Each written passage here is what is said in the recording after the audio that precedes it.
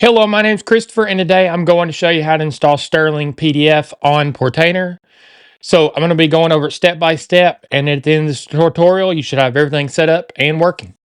So a little bit about this series, I'm going over homelab to installing things, getting things set up, everything like that.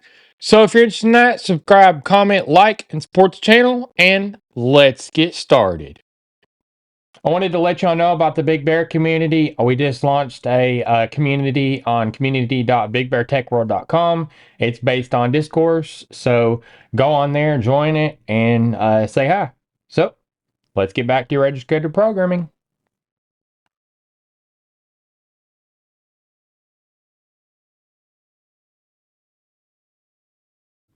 So this is what I'll be installing today, Stirling PDF. I'll be installing it on Portainer.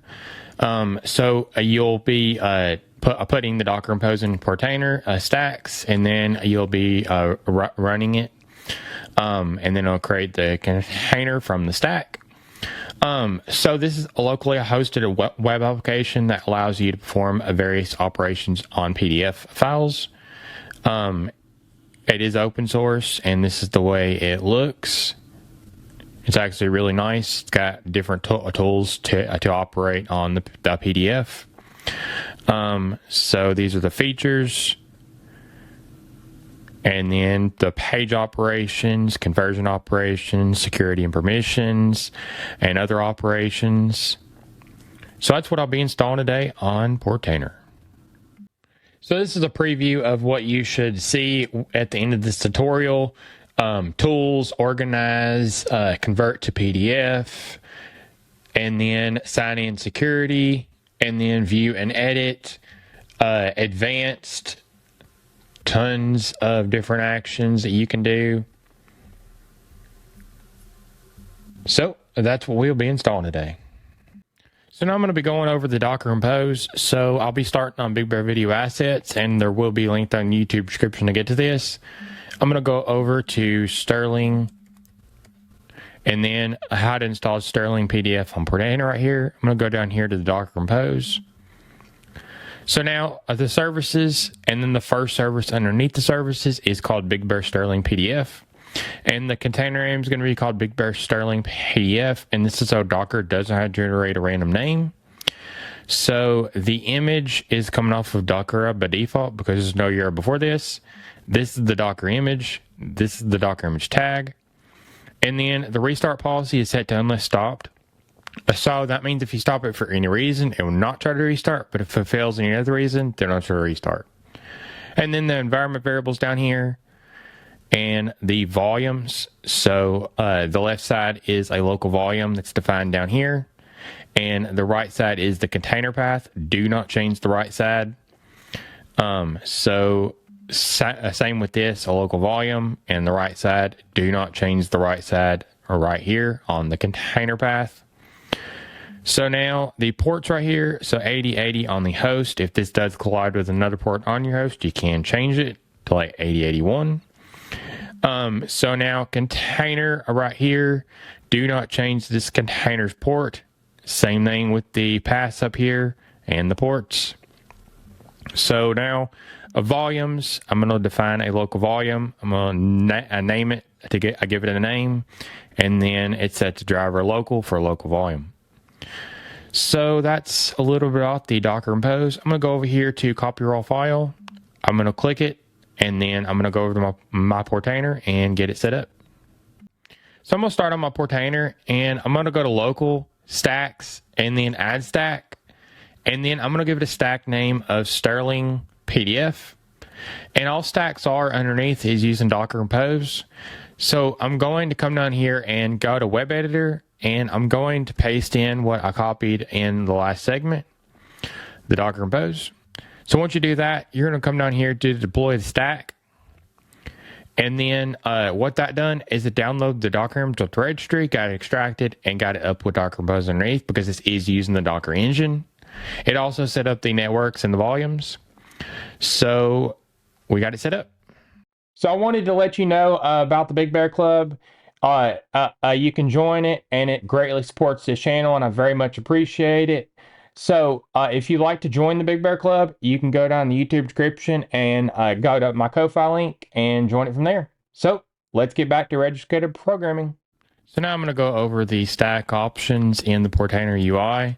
So if you go to local stack and then you go to the stack, you can see the stack up here, stack details, and the action. So stop the stack, delete the stack, create template from the stack, and then stack duplication / migration.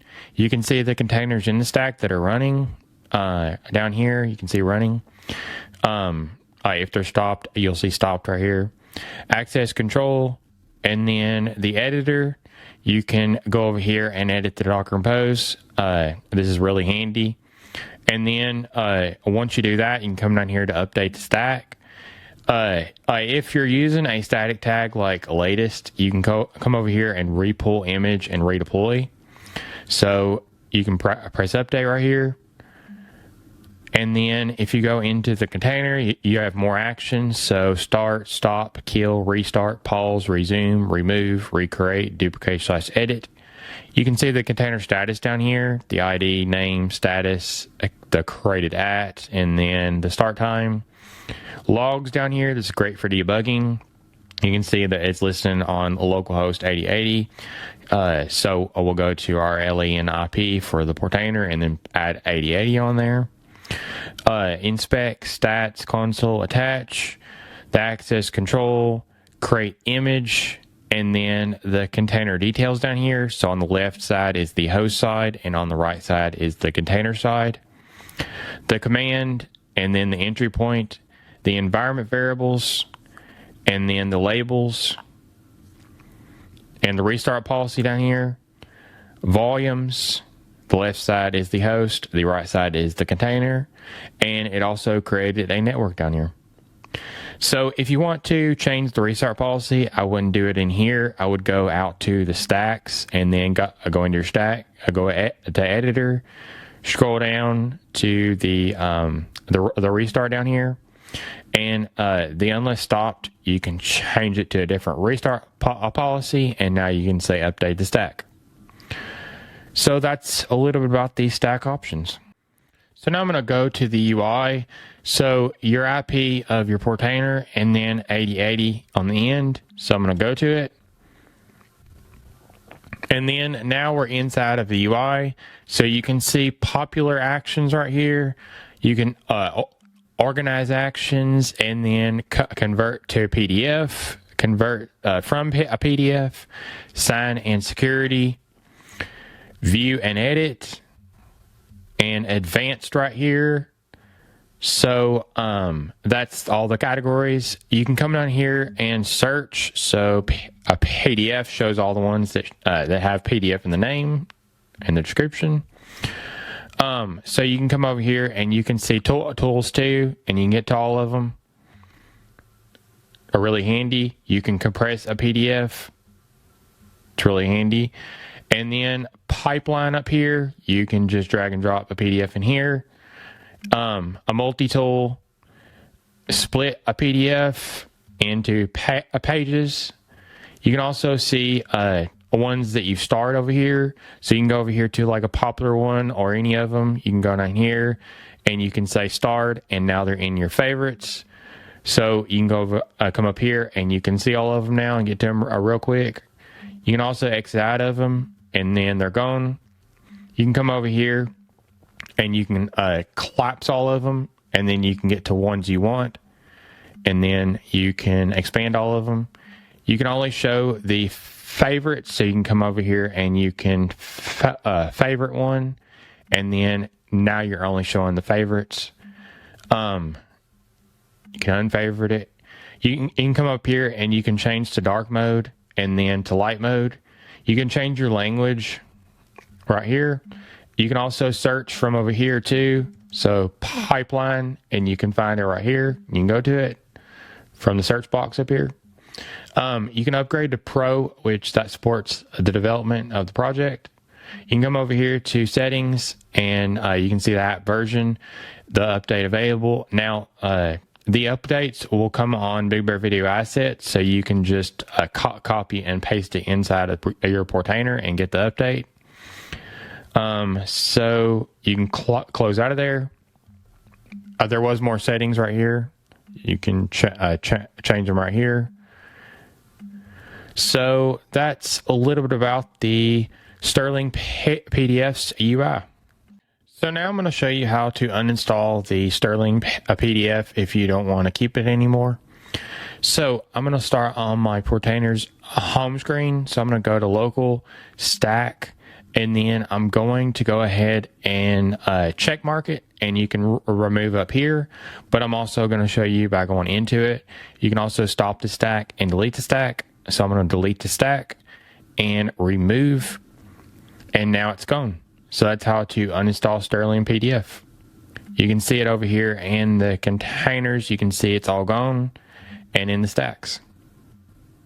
So I just went over step by step on getting Stirling PDF working on Portainer. So if you like this tutorial, subscribe, comment, like, and support the channel.